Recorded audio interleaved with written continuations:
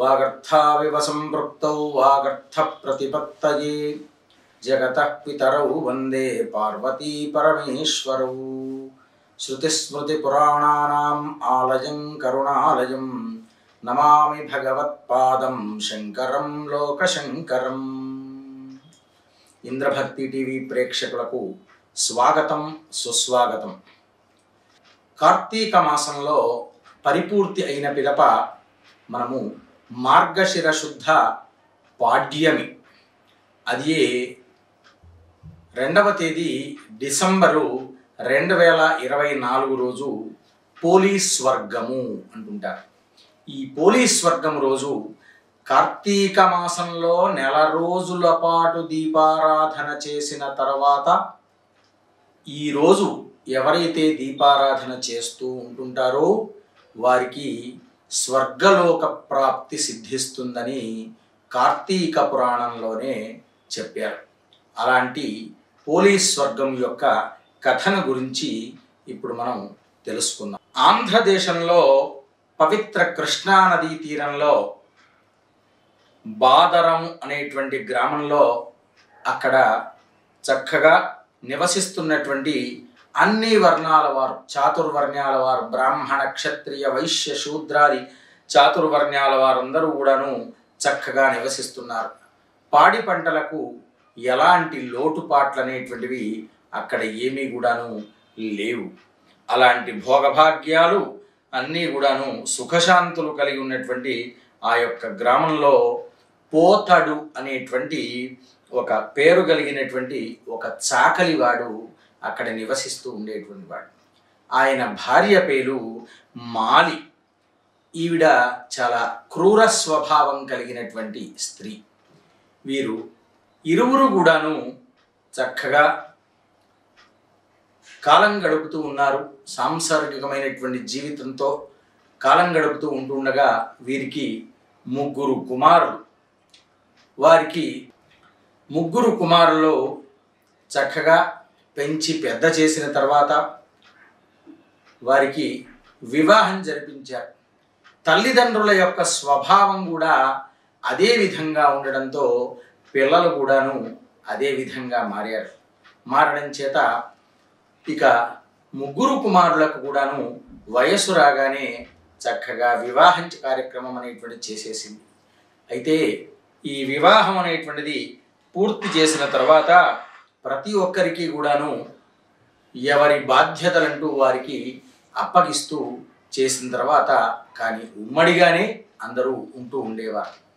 ఇలా కాలం గడుస్తూ ఉంటూ ఉండగా కొంతకాలానికి కార్తీక మాసం అనేటువంటిది వచ్చేసింది. ఈ కార్తీక మాసంలో ప్రతినిత్యము కూడాను అక్కడ కృష్ణా నదీ తీరంలో భక్తులందరూ కూడాను దీపారాధన చేయడం అనే విషయాన్ని వీరు గ్రహించారు. ఆ గ్రహించడం చేత అత్తగారైనటువంటి మాలి ప్రతినిత్యం కూడాను ఆ మలినమైనటువంటి బట్టలు ఉతకడానికి వెళ్ళినప్పుడు అక్కడ వారందరూ కూడా దీపారాధన చేయడం వల్ల, కార్తీక మాసంలో దీపారాధన చేయడం వల్ల ఎంతో పుణ్య ఫలావాప్తి కలుగుతుందనేటువంటి విషయాలు వారందరూ కూడా చర్చించుకోగా ఈవిడ కూడా విని మనం కూడా తప్పకుండా ఈ యొక్క కార్తీక మాసంలో దీపారాధన చేయాలి అనే విషయాన్ని తాను ఇంట్లోకి వచ్చేసేసి తన యొక్క కోడళ్లతో విషయాన్ని చెప్పింది. చెప్పేపాటికి అందరికన్నా చిన్న కోడలు పోలి, ఆవిడ చాలా వినయ సంపన్నురాలు, శాంత స్వభావురాలు. వారు ఎన్ని విషయాలు చెప్పినా కానీ వినయంగా శ్రద్ధగా వింటూ ఉండేది. అలా ప్రతినిత్యం కూడా ఆవిడ పోలి ఇంటి చెందనే ఉంచేసి 2 కోడళ్ళు అలాగే అత్తగారు వీరు కృష్ణా నదీ తీరానికి వెళ్ళడం, దీపారాధన చేసుకోవడం, మిగతా ఆ ఉతికినటువంటి బట్టలు తీసుకొని రావడం, ఇలాంటి పనులన్నీ కూడాను చేస్తూ ఉండేవారు. ఇలా చేస్తూ కార్తీక మాసం అయిపోవడానికి వచ్చింది. కానీ పాపం ఉన్న కార్యభారం అంతా కూడా పోలీపైనే వేసేసి వెళ్ళేవారు. మారు మాట మాట్లాడకుండా పోలి ఉన్న కార్యాన్నంతయు కూడాను శ్రద్ధగా చేసి పెడుతూ ఉండేది. అయినప్పటికీ కూడా ఆవిడ మర్చిపోకుండా ప్రతినిత్యము కూడాను తులసి కోట చెంత దీపారాధన చేసేది. ఆ విధంగా ఈ దీపారాధన ఈ విధంగా చేయడం అనేటువంటి విషయాన్ని బాగా గ్రహించారు. గ్రహించిన తర్వాత ఇలా నెల రోజుల పాటు గడిచిపోయింది.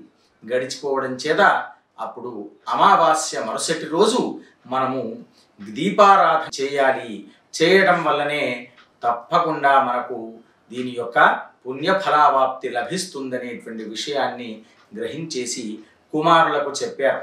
చెప్పేసి అరటి ఆకు యొక్క దొనెలు తీసుకురమ్మని చెప్పేపాటికి అరటి చెట్టు యొక్క దొనెలు తీసుకొని వచ్చారు. తెల్లవారగానే బయలుదేరి వెళ్ళిపోయారు. మిగతా ఇద్దరు తోటి కోడళ్ళు ఇరువురు కూడాను ఉన్న కార్యభారమంతా పోలీకి చెప్పేసి నువ్వు ఇంటి చెంతనే ఉండమని చెప్పేసి వెళ్ళిపోతూ పోతూ ఈవిడ ఎక్కడ దీపారాధన చేసుకుంటుందో అనే ఉద్దేశంతో నూనె, వత్తులు ఇలాంటివి ఏవి కూడా కనబడకుండా చేసేసి వెళ్ళిపోయారు. ఇవన్నీ విషయాలు పాపం ఆవిడ పోలి గ్రహించలేదు. అమాయకురాలు చక్కగా తన పని అంతా కూడాను తెల్లవారగానే ఆచరించేసుకుని తలంటూ స్నానం ఆచరించుకొని 5:30 ప్రాంతంలో చక్కగా ఆవిడ భక్తి శ్రద్ధలతో తడిగుడ్డలతోనే ఆవిడ ఇంట్లోకి వచ్చి వెతికేసేసి ఎక్కడ చూసినా నూనె మరియు వత్తులు, అగ్గిపెట్టె ఇవేవి కూడా కనబడకుండా చేశారు. ఏం చేయాలో తోచలేక ఎలా భగవంతా స్వామి అంటూ ఆవిడ వస్త్రధారణ అన్నీ చేసుకొని వచ్చేసేసి చూస్తూ ఆలోచించింది. స్వామి, నెల రోజుల పాటు నేను దీపారాధన చేశాను. ఈరోజు దీపారాధన చేయాల్సినటువంటి బాధ్యత నాది ఉంది. కానీ ఇక్కడ ఏ వస్తువు కూడా లేకుండా చేశారు. ఈ దీపారాధన చేయించుకునే బాధ్యత నీదే స్వామి అంటూ మనసారా ఆవిడ ధ్యానించుకున్నది. ఆవిడ ధ్యానానికి మెచ్చినటువంటి ఆ యొక్క మహావిష్ణువు మరియు పరమశివులు ఇరువురు కూడాను చక్కగా ఆవిడకు ఒక ఆలోచన తట్టించారు. ఆవిడ ఉన్నటువంటి ఇంటి పక్కనే పెరట్లో పత్తి చెట్టు ఉండడం చేత గబగబా ఆలోచన రావడంతో ఆ చెట్టు దగ్గరికి వెళ్ళేసి పత్తిని కాస్త తుంచుకునేసి రావడమైతే వచ్చింది. ఒత్తి చేసుకున్నది. కానీ ఇంతలో దీపారాధన చేద్దామంటే నూనె లేదు, నెయ్యి లేదు. ఏం చేద్దామా అని చెప్పి ఆలోచిస్తూ ఉంటుండగా ఒక్కమారు దీర్ఘంగా ఆలోచించేపాటికి ఇంట్లో వెన్న తీసినటువంటి కవ్వం అనేటువంటిది అలానే పెట్టినటువంటి ఉన్నది. దానితో వత్తినంతా కూడాను ఆ వెన్నకు తుడిచేసేసి చక్కగా ఉన్నంతలో దీపారాధన చేసుకున్నది. పొరుగింటి వారి దగ్గరికి వెళ్ళేసి అగ్గిపెట్టె తీసుకుని వచ్చేసేసి చక్కగా దీపారాధన చేసుకుని నమస్కారం చేసుకుని తల్లి, నా చెంత అరటి దొనెలేమీ లేవు అని చెప్పేసి ఒక చెట్టు ఆకును తుంచుకొని ఆ ఆకులో దీపాన్ని పెట్టేసి బకెట్లో ఉన్నటువంటి నీళ్లలో వదిలేసింది. దానితో ప్రసన్నుడైనటువంటి పరమేశ్వరుడు తప్పకుండా పుష్పక విమానంపై పరిగెత్తుకుంటూ వచ్చేస్తున్నాడు. ఈవిడకు స్వర్గలోక ప్రాప్తి సంప్రాప్తించాలి. ఇంత కష్టాల్లో అయినప్పటికి కూడాను అతి భక్తి శ్రద్ధలతో చక్కగా చేస్తుందని చెప్పేసి మహావిష్ణువు పుష్పక విమానం పైన పరిగెత్తుకుంటూ వస్తూ ఉన్నాడు. అలా వస్తూ ఉండగా ఆ యొక్క మహావిష్ణువు యొక్క అనుగ్రహం చేత పార్వతీ పరమేశ్వరులు ఇరువురు అందరూ కూడా కలిసేసేసి చక్కగా ఆ యొక్క పుష్పక విమానంలో విచ్చేస్తూ వారంతా కూడా చర్చించుకుంటున్నారు. నిజంగా పోలీకి ఇన్ని విధాలైనటువంటి కష్టాలు పెట్టినప్పటికి కూడాను ఆవిడ ఇంత భక్తి శ్రద్ధలతో చేస్తుందంటే ఆవిడకు మనం తప్పకుండా స్వర్గలోక ప్రాప్తి సంసిద్ధించేసేటట్టుగా చూడాల్సిన బాధ్యత మనదని చెప్పేసి చెప్పేపాటికి సరే అని చెప్పేసి వారు పుష్పక విమానంతో రాగానే ఆ పోలిని పిలిచి తీసుకువెళుతూ ఉంటుంటే ఇంతలో వీరు అక్కడ కృష్ణానది చెంత నుండి దీపారాధన చేసుకుని వస్తూ ఉంటుండగా కనబడ్డది.